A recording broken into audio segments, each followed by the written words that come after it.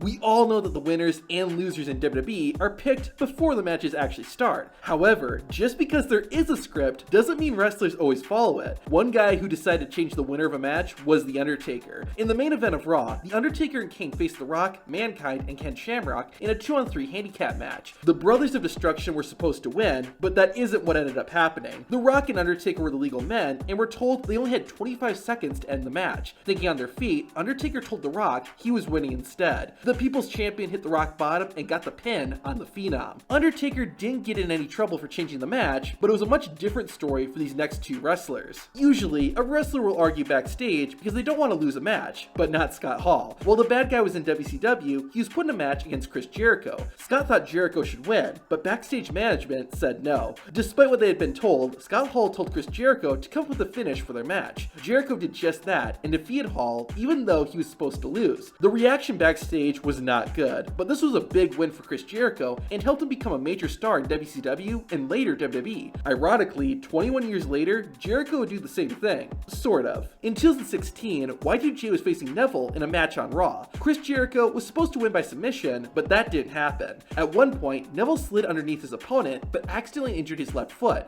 It was clear right away that the high flyer was injured, so rather than continue to wrestle and possibly make the injury worse, Jericho tried to end the match with a quick roll-up. The referee knew this wasn't the planned ending and didn't count the pin, even though Neville's shoulders stayed on the mat. Chris Jericho then went completely off script and started shoving the referee. You could even hear Jericho breaking character to explain what happened. He's hurt! Uh-oh. Oh, no.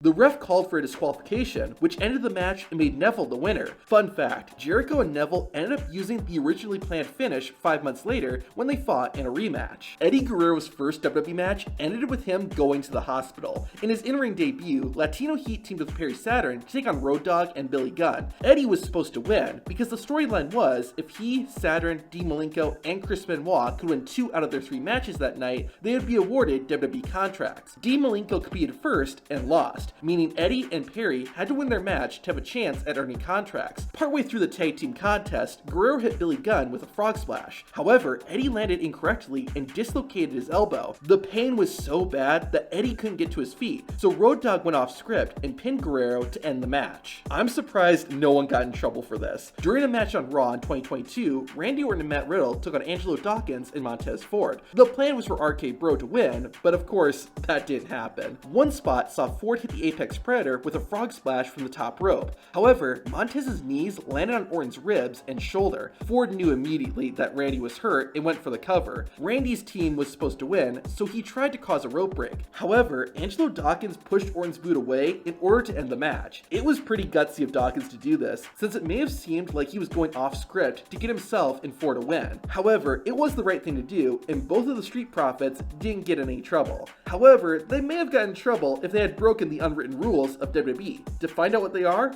watch this video.